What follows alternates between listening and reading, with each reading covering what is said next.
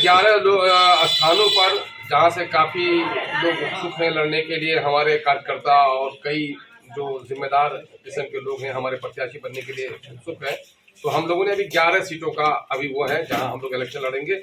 वो सीटें हैं तो अररिया, पूर्णिया, कटिहार, किशनगंज, ये चारों जगह सीमांचल के हैं। यहाँ चारों जगह पर हम लोग अपना कैंडिडेट उतार रहे हैं।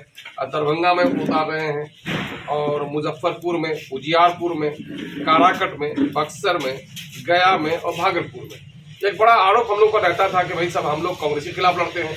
तो आप देख लेंगे ये जिन जिन चीज़ों का हमने किया है, चाहे उजियारपुर को देख लीजिए, काराकट को देख लीजिए, दरभंगा को देख लीजिए, हम लोग जहाँ बीजेपी, जदयू और कांग्रेस और शायद मुमकिन है कि राजद का तो कोई है नहीं, तो हम लोग ये तीनों जो हम वर्तमान में हैं उनके खिलाफ हम लोग इलेक्शन लड़ने जा रहे हैं। हमारा मामला यही है कि सेकुलर समाज बने और दलितों और अखिलेतों को मान और सम्मान बने। सिर्फ सेकुलरिज्म के नाम पर इनका शोषण और दोहन होता नहीं रहे।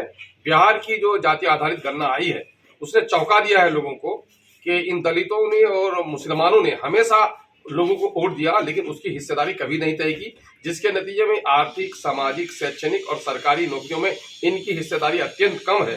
जाहिर है कि दलितों और अखिलेतों के इस नाइंसाफी के खिलाफ तो हमारा एक मजबूत लड़ाई लड़ना हमारे लिए जरूरी है। इस वजह से पार्टी ने फैसला किया है। तो किन्हीं पार्टी के साथ गठबंधन करके आप चुनाव लड़ेंगे, अकेले चुनाव लड़ेंगे? हमारी 1-2 पार्टी से भी बात चल रही है और वो हमारे नेशनल प्रेसिडेंट जनाब बैरिस्टर असदुद्दीन अवैसी साहब से हैदराबाद कई जगह के लोग गए हैं।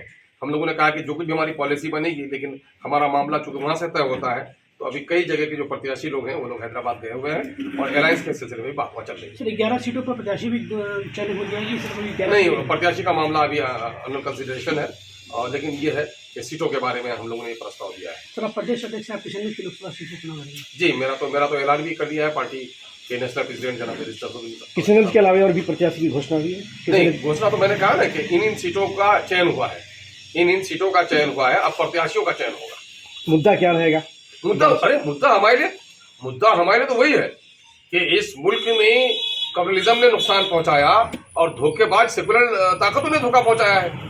दलित जो मूल निवासी रहे इस देश के, जो अकलियत के लोग हैं, उनके साथ नाइंसाफी होती रही है और आज देश तरक्की कर गया है। वो पट्टियां जो जहां मुसलमान हैं वहां पर तरक्की नहीं हुई। आप सीमांचल में रह रहे हो, बता लो, सीमांचल का पर कैपिटा इनकम आज भी सबसे कम है, नौकरी में हिस्सेदारी सबसे कम है। मामला यही है कि राज्य के दूसरे हिस्सों में भी हमारी हकमारी हो रही है। हम लोग तो चाहते ही हैं कि भाई हम लोग ये है दलितों को इंसाफ मिले और सेकुलर सरकार बने, तो हम लोग तो ये मामला कर ही रहे हैं। अभी हम लोग चाह रहे हैं अररिया से भी हमारे हम लोग तय कर देंगे अंतरी, और कटिहार से अभी आदिल साहब का नाम हम लोगों के पहले से हो रहे हैं। उन्होंने असेंबली इलेक्शन भी छोड़ दिया था पार्टी के कामकाज की वजह से और पार्टी के समर्थित कार्यकर्ता रहे, काफी दबाव है, तो आदिल हसन एडवोकेट वहाँ पर अभी उस पर पार्टी ने उसका प्रस्ताव भेजा। सर अचानक तरीके से सीए की घोषणा कर दी गई सर रमजान के दिन, क्या कहेंगे? आज इसी पर